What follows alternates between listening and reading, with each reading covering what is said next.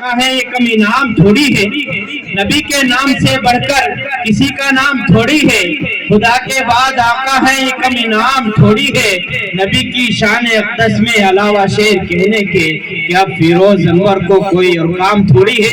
آئیے گزارش کرتے ہیں ایک ایسے فنکار اور ایسے خوش الحان نوجوان شاعر سے جو اسی سرزمین کا رہنے والا ہے، میری مراد ہے جناب قاری محمد اسلم صاحب تشریف لائے اور اپنے کلام سے نوازیں۔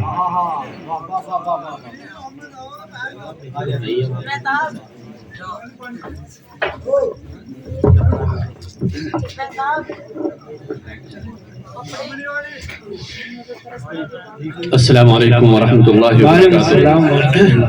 تھوڑا بیدار ہو گئے انشاءاللہ ہم سنیں گے، بہت تھوڑا سا وقت آپ کا لیا جائے گا، زیادہ شعراء ہماری فہرست میں نہیں ہے، 2-3 شاعر پڑھیں گے اور اس کے بعد انشاءاللہ دعا ہو جائے گی۔ آپ جو کھڑے ہوئے ہیں برائے کرم تشریف لائیں، بہت قیمتی اشعار آپ کو سننے ہیں، اور آخر میں جو بھی شاعر آتا ہے سمجھ لیجیے کہ وہ قیمتی شعر پڑھنے والا ہے۔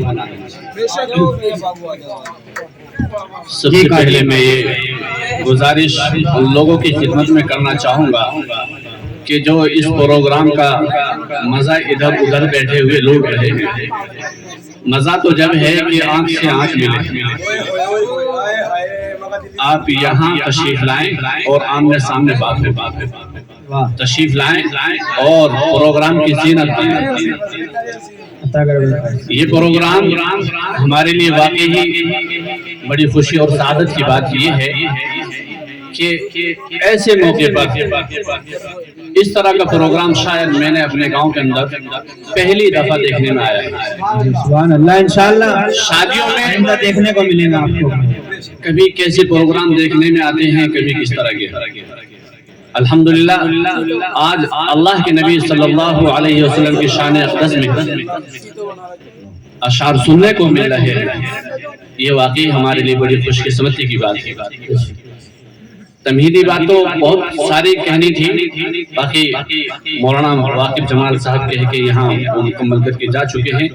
مجھے نعت کے لیے حکم ہوا ہے، نعت سے قبل جس عنوان سے یہ پروگرام سجایا گیا ہے اس کے متعلق میں کچھ پڑھنا چاہتا ہوں، اور دائز کی جو بڑا ہی معتبر سجا ہوا ہے ماشاءاللہ، ان سبھی کی توجہ کا طالب ہوں کہ وہ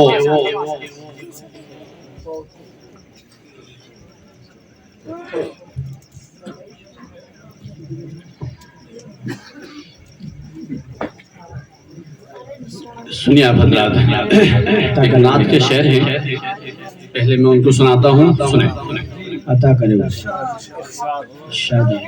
نہیں کوئی میرے نبی جیسا، سبحان اللہ، نہیں کوئی میرے نبی جیسا ہے یقین یہ میرا، نہیں کوئی میرے نبی جیسا ہے یقین یہ میرا، ہے بڑے خوبصورت حبیب خدا